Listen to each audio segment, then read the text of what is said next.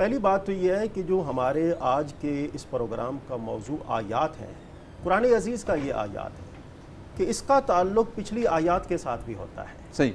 اب دیکھا جائے نا کہ جس طرح کی آیہ مبارکہ 123 24 128 29 وہاں پر سیدنا ابراہیم علیہ السلام کی دعاؤں کا ذکر کیا گیا، تو وہاں پر اور یہاں پر آ کر ان دعاؤں کی قبولیت کا ذکر کیا گیا. یہ قرآن پاک کا اعجاز ہے کہ قرآن عزیز کی آیات کا ایک دوسرے کے ساتھ تعلق رہتا ہے. دوسرا ذہنوں کے اندر ایک سوال یہ پیدا ہوتا ہے کہ یہاں پر ذکر کیا گیا کما ارسلنا فیکم رسولا منکم، تم میں سے. اب یہ اس کا مطلب کیا ہے؟ یہاں پر جس رسول کی بات کی گئی ہے اس کی جنس بھی تو ہونی چاہیے. وہ جنس جو ہے وہ کسی اور کی ہو سکتی ہے یا نہیں ہو سکتی. اللہ تبارک و تعالی نے فیکم رسولا کے الفاظ ذکر فرما کر بقیہ جو اجناس ہیں ان کی نفی فرما دی. بقیہ اجناس سے مراد فرشتے اور جنات. صحیح. ظاہری سی بات ہے وہ اللہ کے مقربین تھے، جنات بھی اللہ کے ہاں بڑا ان کا بھی مقام اور مرتبہ تھا.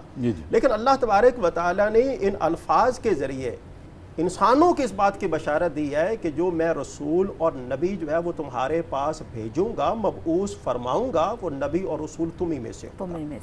اب آ جاتے ہیں آپ کے اس دعوے کی طرف. آپ نے بالکل بجا فرمایا ہے. قرآن عزیز کی بہت ساری آیات ہیں کہ جہاں پر ان آیات سے مراد در حقیقت نشانیاں ہیں.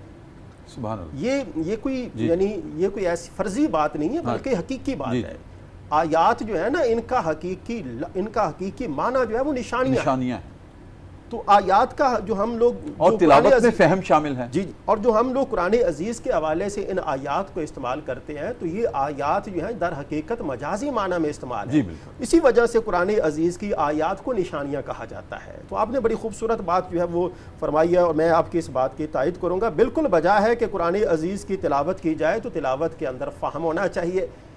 جی، یعنی اب دیکھا جائے نا یہ والی بات ہمارے لیے بڑی توجہ کی عامل ہے اور سمجھنے والی ہے.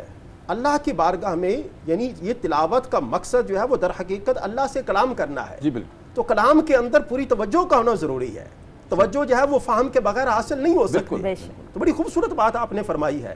مطلب یہ ہے کہ اگر آپ قرآن عزیز کی تلاوت کرنا چاہتے ہیں، قرآن عزیز کی تلاوت کا مقصد کیا ہے؟ اللہ سے ہم کلام ہونا. بالکل. اب یہ تو نہیں ہو سکتا کہ میں آپ سے ہم کلام ہوں اور میرا چہرہ جو ہے وہ دوسری جانب یا میری توجہ جو ہے وہ دوسری جانب. تو اس کا مطلب یہ ہے کہ قرآن عزیز کی جو آیات ہیں ان کے آداب کا تقاضا یہی ہے کہ پوری بندہ پوری ادب کے ساتھ اور پوری توجہ کے ساتھ قرآن عزیز کی تلاوت کرے. اور جو بندہ جتنی زیادہ توجہ کے ساتھ تلاوت کلام پاک کرے گا اتنی زیادہ وہ اللہ کی رحمتوں کو حاصل کرے گا. بالکل. ہمارے فکر و عمل کی تطہیری تب ہوگی کہ میں آپ کی بات تو سمجھوں پہلے.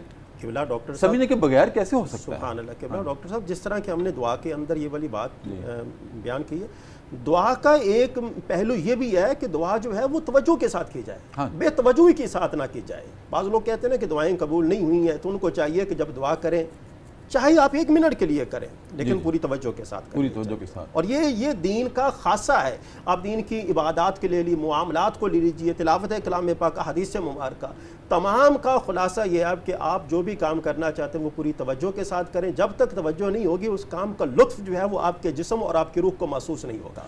آپ نے جب